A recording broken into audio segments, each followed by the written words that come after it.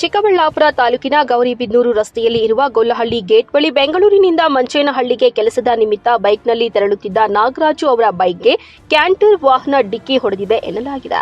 ಡಿಕ್ಕಿಯ ತೀವ್ರತೆಗೆ bike ಸವಾರ ನಾಗರಾಜು ಗಂಭೀರವಾಗಿ ಗಾಯಗೊಂಡಿದ್ದು ಸ್ಥಳದಲ್ಲೇ ಸಾವನ್ನಪ್ಪಿದ್ದಾರೆ. ಅಪಘಾತದ ಬಳಿಕ ಕೆಲ ಕಾಲ ರಸ್ತೆ ಮೇಲೆ ಆತಂಕದ ವಾತಾವರಣ ನಿರ್ಮಾಣವಾಗಿತ್ತು. ಸ್ಥಳೀಯರು ಕೂಡಲೇ ಪೊಲೀಸರಿಗೆ ಮಾಹಿತಿ ನೀಡಿದ್ದಾರೆ. ಘಟನೆಯ ಮಾಹಿತಿ ತಿಳಿಯುತ್ತಿದ್ದಂತೆ ಚಿಕ್ಕಬಳ್ಳಾಪುರ ಗ್ರಾಮಾಂತರ ಪೊಲೀಸರು ಸ್ಥಳಕ್ಕೆ ಭೇಟಿ ನೀಡಿ ಪರಿಶೀಲನೆ ನಡೆಸಿದ್ದಾರೆ. ಮೃತದೇಹವನ್ನು ಮರಣೋತ್ತರ ಪರೀಕ್ಷೆಗೆ ರವಾನಿಸಲಾಗಿದ್ದು, ಪ್ರಕರಣ ದಾಖಲಿಸಿಕೊಂಡು ಅಪಘಾತ ಮಾಡಿದ ಕ್ಯಾಂಟರ್ ವಾಹನವನ್ನು ವಶಕ್ಕೆ ಪಡೆದು ಮುಂದಿನ ಕ್ರಮ ಕೈಗೊಂಡಿದ್ದಾರೆ. ಸರ್ ರಮೇಶ್, ಮಾವನ ಹೆಸರು ನಾಗರಾಜು. ಬೆಂಗಳೂರಿಂದ ಚಿಕ್ಕಬಳ್ಳಾಪುರ ಕೆಲಸಕ್ಕೆ ಬರ್ತಾ ಇದ್ದಾರೆ. ಚಿಕ್ಕಬಳ್ಳಾಪುರ ಮುಗಿಸ್ಕೊಂಡು ಮಂಚನಹಳ್ಳಿಗೇನೋ ಹೋಗ್ತಾ ಇದ್ದಾರೆ. ಅಲ್ಲಿ ಹೋಗ್ಬೇಕಾದ್ರೆ ಏನೋ ಬೈಕಲ್ಲಿ ಹೋಗ್ತಾ ಇದ್ದಾರೆ ಒಬ್ಬರೇ.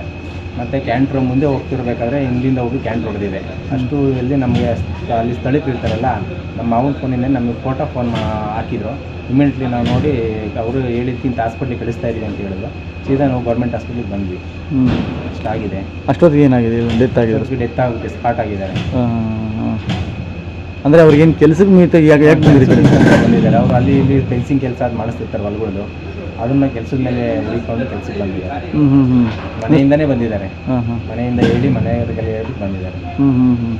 ಬಟ್ ಇದು ಫಸ್ಟ್ ಅವರೇ ಆಕ್ಸಿಡೆಂಟ್ ಅವರೇ ಬಂದು ಇವನ್ ತಪ್ಪಿಂದ ಹೊಡೆದಿದ್ದಾರಾ ಅಥವಾ ಯಾವ ರೀತಿ? ಇಲ್ಲ, ಇವರು ಬಾಡಿಗೆ ಹೋಗಿ ಕ್ಯಾನ್ಸರ್ ಹೊಡೆದಿರೋದು. ಇಲ್ಲಿಂದ ಎಷ್ಟು ವಯಸ್ಸು ಇವರಿಗೆ? ಅವ್ರಿಗೆ 65 ಆಗಿದೆ. ನಿಮ್ಮ ಹೆಸರು? ರಮೇಶ್. ಒಟ್ಟಾರೆ ಬೈಕ್ ಮತ್ತು ಕ್ಯಾಂಟರ್ ನಡುವೆ ಸಂಭವಿಸಿದ ಭೀಕರ ಅಪಘಾತದಲ್ಲಿ ಬೈಕ್ ಸವಾರ ನಾಗರಾಜು ಸಾವನ್ನಪ್ಪಿದ್ದು, ಘಟನೆ ಚಿಕ್ಕಬಳ್ಳಾಪುರ ಗ್ರಾಮಾಂತರ ಪೊಲೀಸ್ ಠಾಣಾ ವ್ಯಾಪ್ತಿಯಲ್ಲಿ ಪ್ರಕರಣ ದಾಖಲಾಗಿದೆ. ಕ್ಯಾಮರಾ ಪರ್ಸನ್ ಪ್ರವೀಣ್ ಜೊತೆ ಕಳವರ ಅರುಣ್, ಎಂಎಂಟಿವಿ ನ್ಯೂಸ್, ಚಿಕ್ಕಬಳ್ಳಾಪುರ.